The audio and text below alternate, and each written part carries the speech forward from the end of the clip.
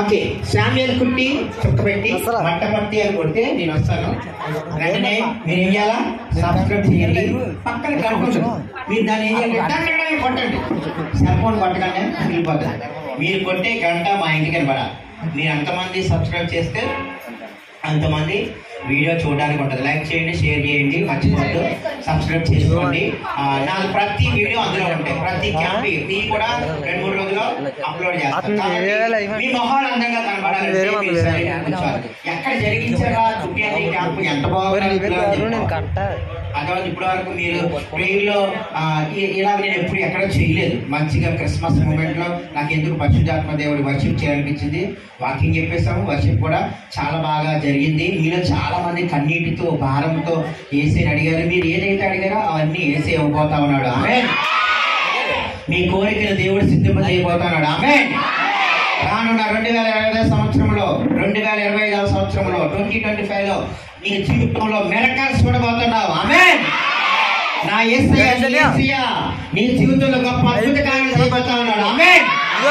ప్రియమైన చెల్లి తమ్ముడు సైలెంట్ గా ఉంటే చక్కటి స్టోరీ మీరు వెళ్ళబోతా ఉన్నారు. బైబిల్ స్టోరీ, బైబిల్లో లేని స్టోరీ నేను మీకు చెప్తా ఉన్నాను. సైలెంట్ గా ఉండాలి. పోలీస్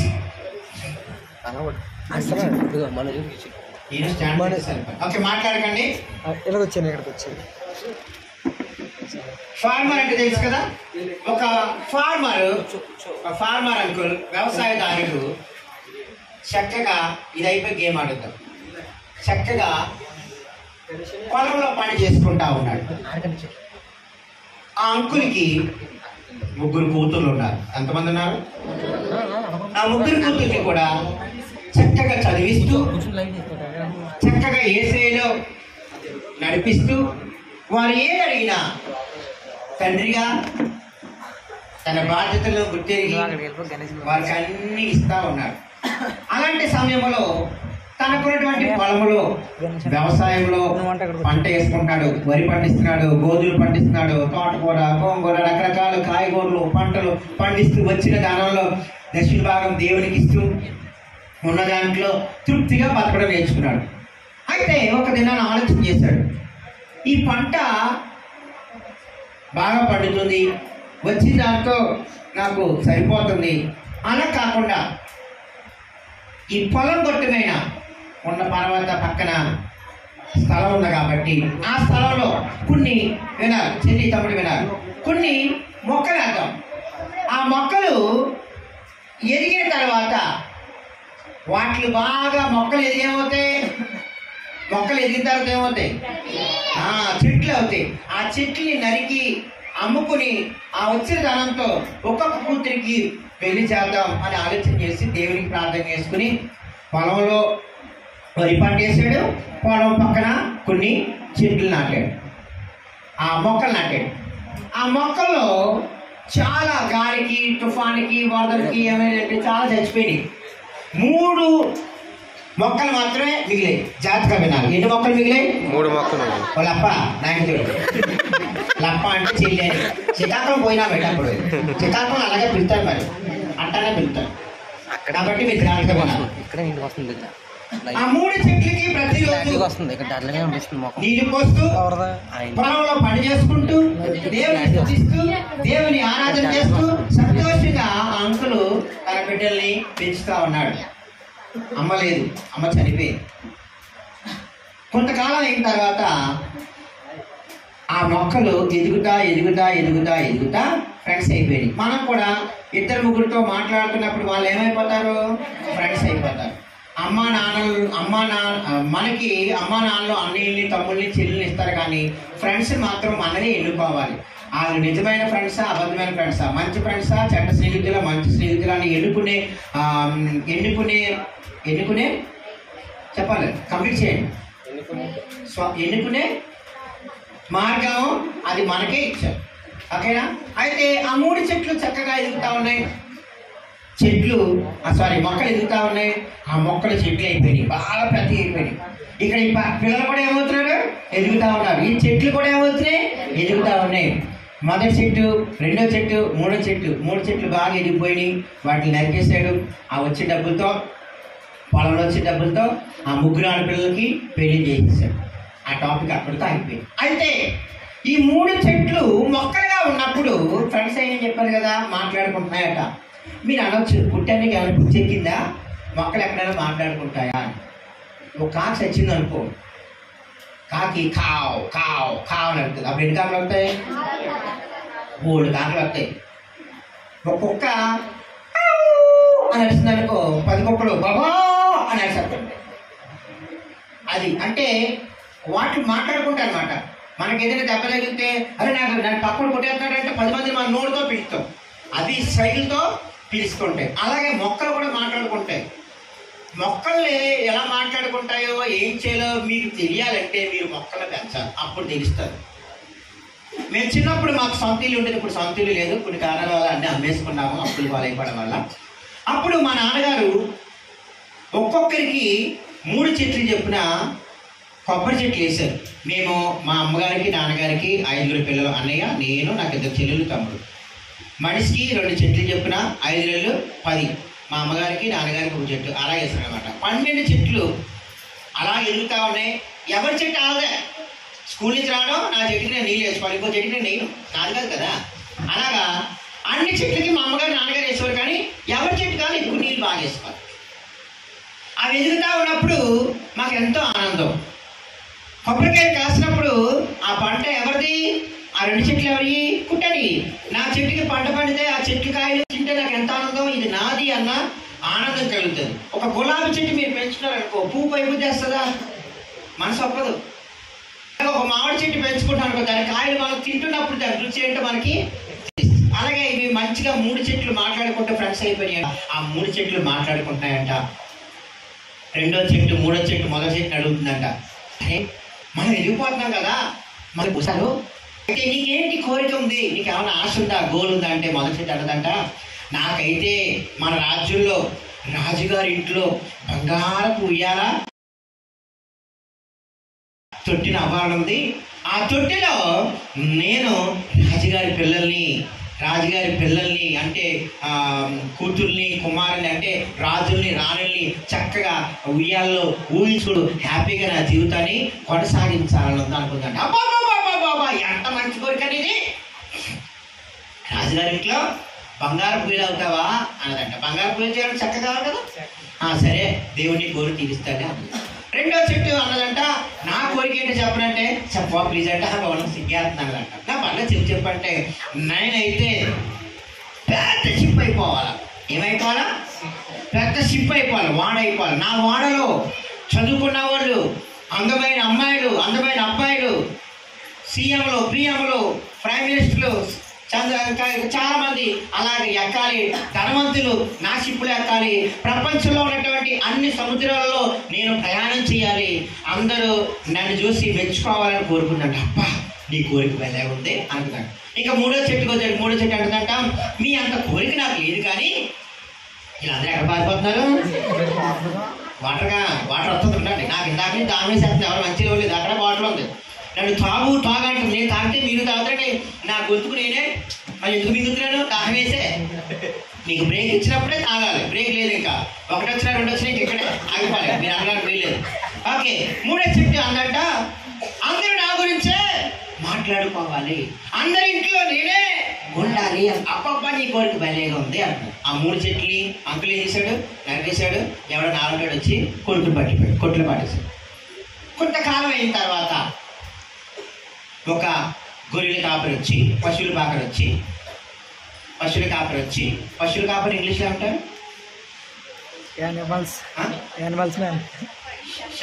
చెప్పడా ఏమో నాకు తెలియదు. ఓకే, మాకు మీకు అర్థమైంది కదా. పశువుల కాపరి అంటే ఎవరో వచ్చి కొనుక్కున్నాడంట ఆ మొదటి చెట్టుని. ఆడు అవతారం ఎలా ఉందంటే, ఆడు సొక్క లేదు, లుంగి కట్టుకున్నాడు. లుంగి కూడా కాదు అది, ఇంకా గోసి పెట్టుకుని వచ్చి అయ్యా ఇది అంత అంటే 10,000 ఓకే కొనుక్కుని పట్టుకెళ్ళాడు. దాన్ని తీసుకెళ్ళి బర్ర కోసి ఆ ఆవులు, ఆ మేకలు, ఆ గొర్రెలు త్రాగడానికి ఒక తొట్టిని తయారు చేస్తున్నాడు. చెప్పలు పట్టిన అందరూ కూడా. మొదటి చెట్టు ఏం కోరుకుంది? బంగారు తొట్టి అవ్వాలని కోరుకుంది. ఇప్పుడు ఎక్కడ ఉంది దాని బతుకు? పశువుల పాకలో అయిపోయింది. కొంపు ఆడు వత్తలో పోతున్నా కడగడో సీడు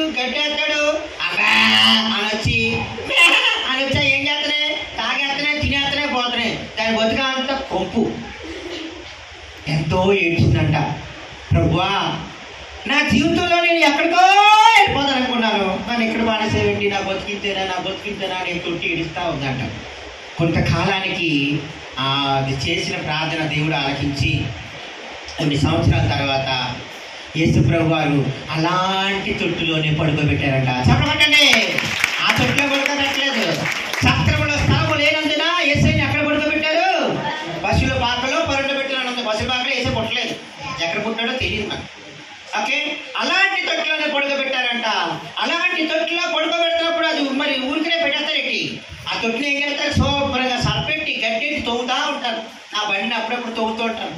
వదిలంటూ ఉంటుంది, ఎందుకంటే గేదెలు తోలిటి అలా తవ్వుతారండి. అంటే టైర్లు గట్ట తోమాలంటే బాగా గట్టిగా తోమాలి, దాని డస్ట్ అంతా పోతుంది. ఓకే, గేదెలు తవ్వుతారు కదా కాలంలో తీసుకెళ్ళి, అలాగా ఆ తొట్టిని బాగా తోమిస్తారంట. తెల్లగా దగదగ వేసిపోతుంది.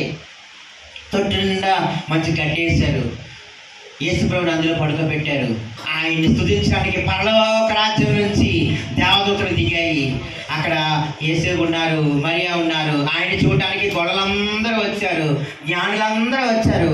ఆ పసిలు బాగా అంతా కూడా సందడి.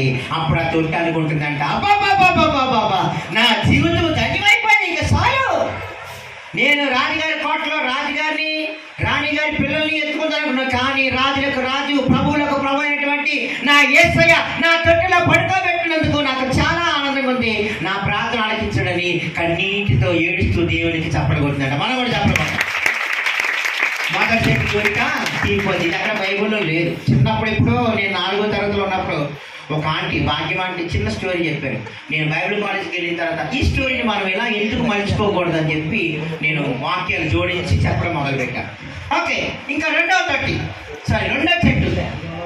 అలాగా కొంతకాలానికి ఒక ఫిషర్మ్యాన్, చేపలు పట్టేవాడు వచ్చి కొనుక్కున్నాడంట. జాగ్రత్తగా వెళ్ళాలి, మళ్ళీ ప్రశ్నలు అడుగుతాను. ఫిషర్మ్యాన్ వచ్చి కొనుక్కున్నాడు. అయ్యా ఇది 15,000 అండి. ఓకే, డబ్బులు ఇచ్చి కొనుక్కున్నాడు. ఫిషర్మ్యాన్ ఎలా ఉంటాడు తెలుసా మీకు? చేపలు పట్టేవాడు ఎలా ఉంటాడు చెప్పండి? ఎలా ఉంటాడు? అట్లా సూటు పూట వేసుకుంటాడా?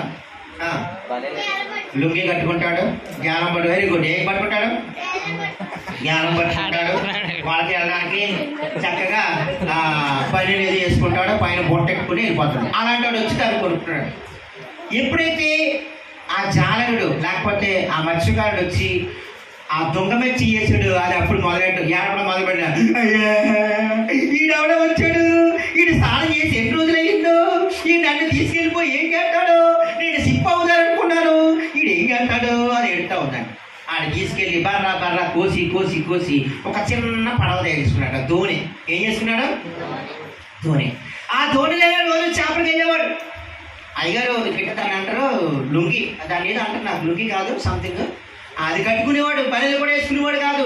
చేపలు అందులో పట్టేసుకోవడం, ఆ పడవ పక్కన పెట్టాడు. మళ్ళీ చేపలు శుభ్రం చేసేవాడు. అదేంటది, ఆ బోటుని లేకపోతే దోవుని కడిగేవాడు కూడా కాదంట. ఆడ అవసరం తీరిపోతానికి ఏం చేస్తాం మనం?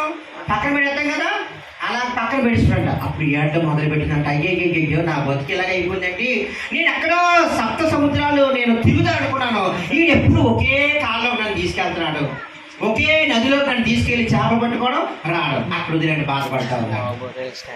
కొంతకాలం అయిన తర్వాత అది ఏడుస్తూ ప్రార్థన చేస్తే, యేసుబాబు అందులో పుట్టారు కదా, తొట్లో పడుకోబెట్టారని చెప్పాను. అదే యేసుబాబు 30 సంవత్సరాలు అమ్మ నాన్న దగ్గర ఉండి తర్వాత 3.5 సంవత్సరాలు దేవుడి పరిచర్యకి వచ్చినప్పుడు అలాంటి తోడులోనే ఎక్కి యేసయ్య సువార్తను ప్రకటించాడు గలిలయ సముద్ర తీరంలో. చెప్పకండి. అప్పుడు అది అనుకుంటున్నట్ట ధోని, అబ్బాబాబాబా నేను షిప్ అయిపోయి అందరిని ఎక్కించుకుందాను అనుకున్నాను, దేశాలు తిరుగుతాను అనుకున్నాను, నా పడవలోనికి, నా బోట్లోనికి, నా దోవలోనికి, నా తోడులోనికి నా యేసయ్య అడుగు పెట్టినప్పుడు నా హృదయం ఎంతో ఆనందంగా అయిపోయింది. ఇంకా నేను చచ్చిపోయినా పర్వాలేదు అని అది హ్యాపీగా కేకలిస్తూ దేవుణ్ణి ఆ గలిలయ సముద్ర తీరం అంతా తిప్పుతూ అలాంటి తోడులని యేసయ్య సువార్త ప్రకటించి రోగులను స్వస్థపరిచారు, ఎన్నో అద్భుతాలు చేశారు. అందుకే మనం ఇందాక ఏ పాట పాడుకున్నాం? చెప్పలేను బాబు ప్రభు గొప్పతనాలు పాడద్దు. ఆ పాట పాడుకున్నాం కదా, ఎన్నో అద్భుతాలు చేస్తారు. ఇంకే ఎన్ని చెట్టు మిగిలిపోయింది? ఎన్నో చెట్టు మిగిలింది? ఆ 3వ చెట్టు ఏమైందో చెప్పిన వాళ్ళకి మంచి నా కుప్పుడికి ఎన్ని చాట్లు అడుగుతాను ఇచ్చేస్తాను ఆల్రెడీ చెప్పేశాను. 3వది మీరు చెప్పగలిగితే మీరు గ్రేటే. ఎవరు చెప్తారు? 3వ చెట్టు యేసుప్రభు చివరి దినాల్లో జరిగిన సంఘటన. గ్రీన్ డ్రెస్ వేసుకున్న చెల్లి టక్మని చెప్పి డ్రా చెల్లి వచ్చే టైం అయిపోతుంది రావాలా. సిలువ చప్పబట్టిన చెల్లికి ఓకే. నాకు ఇప్పటికి ఎన్ని చాకలు వస్తానని అన్నాను కదా, నీకే లెక్కెట్టుకో ఇక్కడే కౌంట్. 1 2 3 4 5 6 తర్వాత ఎంత నాకు తెలియదు, 8 7 8 9 10 11 12 13 14. ఏసీ ఏం చెప్పారంటే పట్టుకో, నీ దగ్గర 2 ఉంటే చెప్పండి, నీ దగ్గర 2 వస్త్రాలు ఉంటే పక్కోడు కొట్టి ఇవ్వాలి. నీ దగ్గర ఎన్ని చాక్లెట్లు ఉన్నాయి చెప్తాలే. 12 13 సరే 12 అనుకో, 12లో సగం 6 అక్కడ 6 పెట్టి 6 తీసుకో. అక్కడ చెప్పలు కట్టిన చెల్లికి 7 తీసుకో, 7 తీసుకో. Very good. ఆ 7 నీకు. నీ పేరు అవి అలా పారిపోతుంది పెట్టినా. ఏ క్లాసు? 10th. Very good. అలా గెస్ చేయాలి, ఆలోచించాలి. ఓకే, ఇప్పుడు ఆ 3వ చెట్టు ఉంది కదా, ఆ 3వ చెట్టును కూడా తీసుకున్నాడంట. ఎవరో తెలుసా? రోమా సామ్రాజ్యంలో రోమీల కాలంలో, యేసుప్రభు ఉన్న దినాల్లో రోమా కాలం అనమాట. రోమీయులు పరిపాలన చేస్తున్నారు. మనల్ని ఎవరు పరిపాలన చేసి మనకు స్వతంత్రం ఇచ్చారు, ఇండిపెండెన్స్? బ్రిటిష్. హాయ్ బాబా, మీ చదువులు కాగలయ్యా, మా చదువునయ్యా దుప్పలు పడైనా బాగా ఎక్కువ. తర్వాత ఇంగ్లీష్ నేర్చుకున్నాను. బ్రిటిష్ వారు పరిపాలన చేశారు భారతదేశాన్ని. 100 సంవత్సరాలు పరిపాలన చేసి అప్పుడు మనకు స్వాతంత్రం ఇచ్చిపోయారు. ఓకే, ఆ దినాల్లో యేసుప్రభు వారు ఉన్న దినాల్లో రోమా సామ్రాజ్యం ఉండేది. రోమీలు పరిపాలన చేసేవారు. రోమా సామ్రాజ్యం నుంచి ఒక సోల్జర్ వచ్చి ఆ దొంగను కొనుక్కున్నాడంట, 3వ దొంగని. ఆ దినాల్లో ఆ దొంగను తీసుకున్నప్పుడు దాన్ని సిలువను తయారు చేస్తున్నారంట. సిలువ అప్పుడు అది ఏడుస్తా ఉందంట. అయ్యయ్యయ్యయ్య బాబోయ్, సిలువ తయారు చేస్తున్నాడు బాబోయ్, నేను ఎవడు మోయాలో, ఏ దొంగను మోయాలో, ఏ దేశద్రోహుని మోయాలో అని ఏడుస్తా ఉందంట. ఆ దినాల్లో సిలువ చాలా భయంకరమైనటువంటి శిక్ష అనమాట. సిలువ వేశారంటే ఆడు దేశద్రోహాన్ని ఉండాలి, లేదా దొంగని ఉండాలి. ఆ సిలువ తయారు చేసి పక్కన పెట్టారంట. ఏడుస్తా ప్రార్థన చేసుకుంటుందంట. కొంతకాలానికి యేసుప్రభు వారి చివరి దినాల్లో అలాంటి సిలువ దొంగని ఆయన భుజాల మీద మోసి ఎంతో ఏడుస్తూ నీ కొరకు నా కొరకు కలవరసిలో కొండపైన ప్రాణాలను త్యాగం చేశారంట. చెప్పలు కట్టినారు కదా. అప్పుడు అనుకుంటున్నట్టు ఆ 3వ దొంగ, 3వ చెట్టు, అయ్యో నేను ఎవరినో మోస్తా అనుకున్నాను, అయ్యయ్యో నన్ను ఏసే మోస్తా ఉన్నాడు, లోకరక్షకుడు నన్ను మోస్తా ఉన్నాడు, అయ్యో నేను ఎంతో ధన్యురాలను, అయ్యో ఆయన సిలువను మోస్తా ఉన్నారని సంతోషిస్తూ తన జీవితాన్ని ముగించిందంట. తను ఏం కోరుకుంది? 3వ చెట్టు, అందరూ నా కొరకే మాట్లాడుకోవాలి, అందరు ఇంట్లో ఉండాలి, ప్రతి చోట ఉండాలని కోరుకుంది. ఈ దినాల్లో ప్రతి చచ్చిపోయిన సిలువ ఉంటుంది, ప్రతి ఇంట్లోనూ సిలువ ఉంటుంది. ధనవంతులు కావచ్చు, పేదవారు కావచ్చు, ప్రతి మెల్లో చేతులకు ఏముంటుంది? సిలువ గుర్తు ఉంటుంది. ఆ 3 చెట్ల యొక్క కోరికను దేవుడు తీర్చిన యేసయ్య నా కోరికను కూడా ఈ రాత్రి నువ్వు ఏది కోరుకోబోతున్నావో ఆ కోరికను దేవుడు తీర్చబోతున్నాడు. తీయండి బైబిల్ 24వ కీర్తన 4వ వచనం. 24, 27, 24 ఒకసారి చెక్ చేయండి. అమ్మా నాపే